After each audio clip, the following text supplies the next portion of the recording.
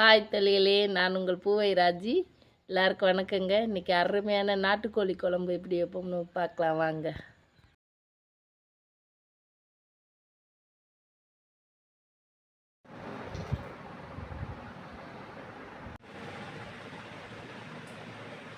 இப்போ நாட்டுக்கோழி குழம்பு வச்சுருவோம், வாங்க பார்க்கலாம்.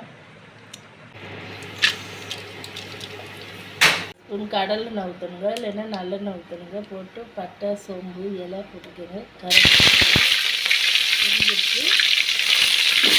சின்ன வெங்காயமும் பூண்டு பட்டு வதங்கிச்சுங்க. தக்காளி போட்டுக்கலாம், தக்காளி 2 போட்டுக்கலாம்.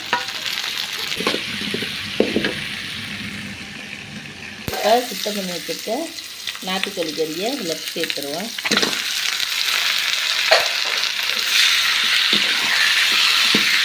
சேர்த்து நல்லா சுருள தண்ணிட்டு வேகிற வரை வேகட்டுங்க. அதோட 2 ஸ்பூன் மஞ்சள் போட்டுருங்க.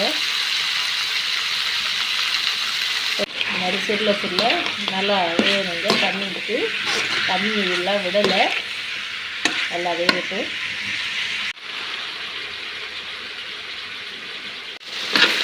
நல்லா விட்டுட்டு இதில் ஒரு 1/2 லிட்டரு தண்ணி ஊற்றிடலாங்க. சுடுது நீர் ஊற்றுறேன்.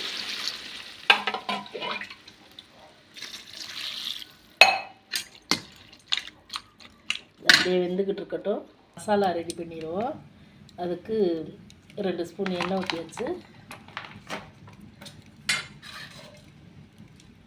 இதில் 1 ஸ்பூன் தனியாக, சோம்பு 1 ஸ்பூன், மிளகு 1 ஸ்பூன், அதோட சின்ன இஞ்சி துண்டு, பூண்டு வதக்கிடலாங்க.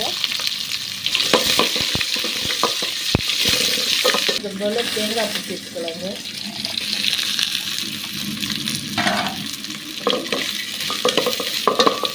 இதையும் சேர்த்து வதக்கிட்டு அரைச்சி ஊற்றிடலாங்க.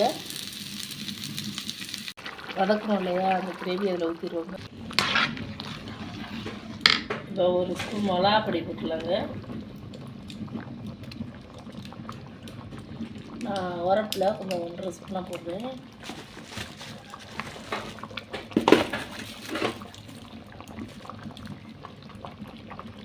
ரெண்டு ஸ்பூன் மல்லிப்பொடி போட்டுலாங்க.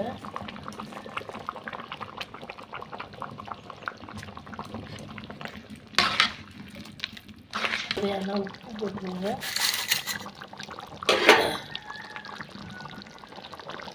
குழம்புக்கு தேவையான சுடுதண்ணி ஊற்றிடலாம். இப்போ பாருங்கள், இன்றைக்கி நாட்டுக்கோழி நல்லா முட்டையிடுற கோழிங்க.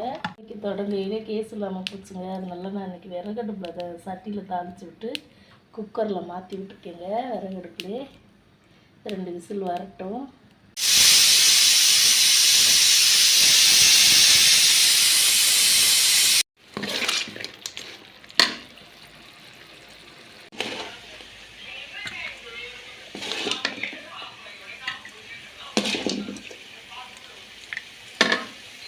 வீடியோ பிடிச்சிருந்தா லைக் பண்ணுங்கள், ஷேர் பண்ணுங்கள், சப்ஸ்கிரைப் பண்ணிடுங்க.